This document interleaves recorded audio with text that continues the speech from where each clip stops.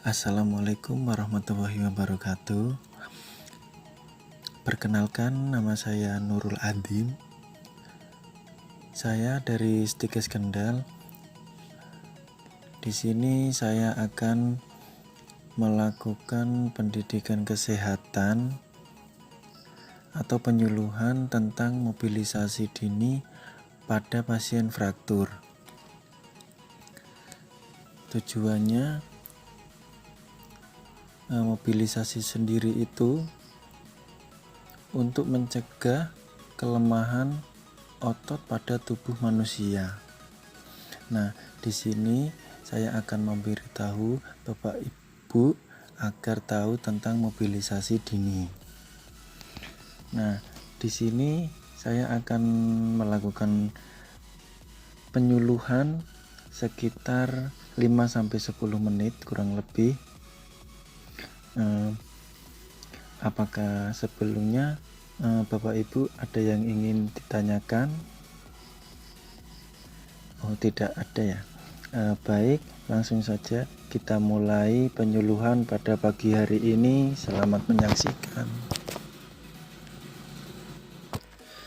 Nah, di sini saya akan menyampaikan tentang fraktur terlebih dahulu kepada Bapak Ibu.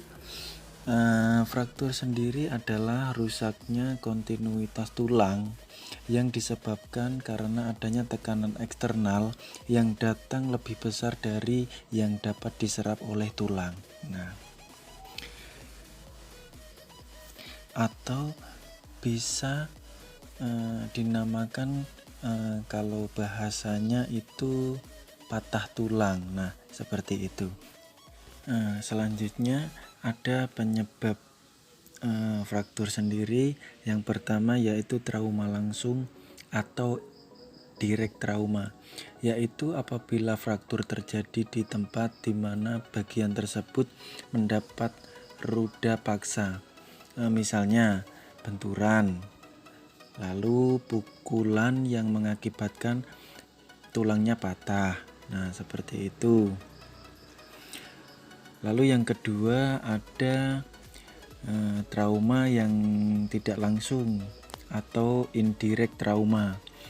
Misalnya penderita jatuh dengan lengan dalam, keadaan ekstensi dapat terjadi fraktur pada pergelangan tangannya. Lalu yang ketiga ada trauma ringan, dapat menyebabkan terjadinya fraktur bila tulang itu sendiri rapuh. Seperti itu. Nah, di sini ada tanda dan gejalanya fraktur. Pertama adanya nyeri. Nah, nyeri yang terjadi secara terus-menerus dan bertambah beratnya sampai fragmen tulang dimobilisasi. Spasmon otot yang menyertai fraktur merupakan bentuk bidai alamiah yang dirancang untuk meminimalkan gerakan antar fragmen tulang. Nah, ketika nyeri dilakukan tindakan pembidaian. Tindakan pembidaian ini supaya tangan yang terjadi fraktur tidak bergerak dan dapat mengurangi rasa nyeri. Nah, yang kedua ada pemendekan tulang. Terjadi pada fraktur panjang karena kontinuitas otot yang melekat di atas dan di bawah tempat fraktur. Yang ketiga ada crepitus tulang atau derik tulang. Crepitus tulang itu terjadi akibat adanya gerakan fragmen satu dengan yang lainnya. Lalu ada pembengkakan dan perubahan warna tulang. Pembengkakan dan perubahan warna tulang itu terjadi akibat trauma dan pendarahan yang mengikuti fraktur. Tanda ini terjadi setelah beberapa jam atau hari. Nah, di sini saya akan menjelaskan tentang mobilisasi dini. Sebelumnya, Bapak Ibu apakah sudah tahu tentang mobilisasi dini itu apa? belum tahu, baik. Kalau belum tahu, saya akan memberitahu tentang mobilisasi dini. Mobilisasi dini itu yaitu proses aktivitas yang dilakukan setelah operasi dimulai dari latihan ringan di atas tempat tidur sampai dengan bisa turun dari tempat tidur, berjalan ke kamar mandi, dan berjalan keluar kamar mandi. Nah, itu adalah pengertian dari mobilisasi. Jadi mobilisasi itu menggerakkan otot-otot yang lemah supaya dapat kembali normal dan dapat beraktivitas seperti sebelumnya, begitu. Nah, untuk tujuan fraktur sendiri, yang pertama itu untuk mempertahankan fungsi tubuh. Lalu yang kedua memperlancar peredaran darah. Yang ketiga membantu pernapasan menjadi lebih baik. Yang keempat mempertahankan tonus otot. Yang kelima memperlancar eliminasi alvi dan urin. Nah, alvi itu seperti BAB gitu. Yang lalu untuk mempercepat proses penutupan jahitan operasi. Nah, lalu untuk manfaatnya yaitu dengan bergerak otot-otot perut dan panggul akan kembali normal. Lalu yang kedua dapat mempercepat kesembuhan penutupan luka jahitan.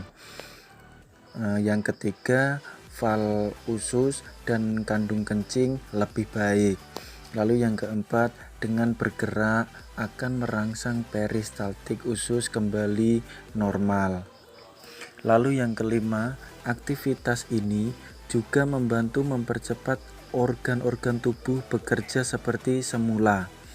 Lalu yang keenam, mencegah terjadinya trombosis dan trombobuli. Lalu untuk tahapan mobilisasi dini, yang pertama, setelah operasi, pada 6 jam pertama harus tirah baring dahulu.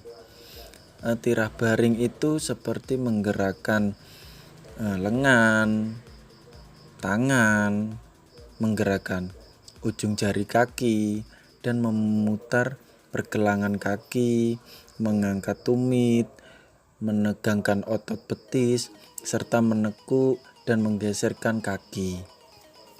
Nah, setelah 6-10 jam diharuskan untuk dapat miring kanan dan miring ke kiri. Itu karena untuk mencegah terjadinya trombosis dan tromboemboli. Lalu setelah 24 jam pasien dianjurkan untuk dapat mulai belajar duduk. Lalu setelah pasien bisa duduk, dianjurkan untuk belajar berjalan.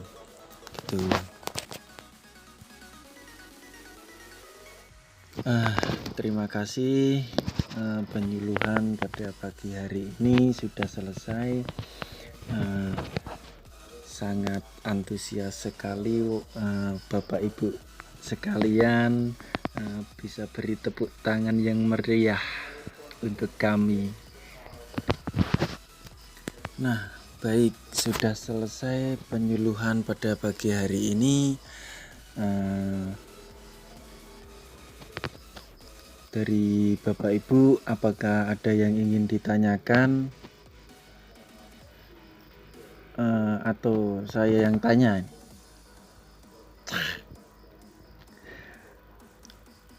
Nah, baik, bisa saya evaluasi. Coba Bapak Ibu bisa mengulangi atau mempelajari tentang apa yang tadi saya sampaikan, dan dapat memahaminya gitu. Baik Bapak Ibu sekalian, sepertinya waktunya sudah habis. Di sini saya terima kasih sudah memberikan kesempatan kepada saya untuk menyampaikan penyuluhan tentang mobilisasi dini pada pagi hari ini. Saya mohon maaf bila ada tutur kata yang kurang berkenan kepada Bapak Ibu sekalian. Saya mohon maaf. Semoga materi yang sudah saya sampaikan pada pagi hari ini bermanfaat bagi Bapak Ibu semuanya. Terima kasih atas kerjasamanya Bapak Ibu sekalian. Saya akhiri. Wassalamualaikum warahmatullahi wabarakatuh.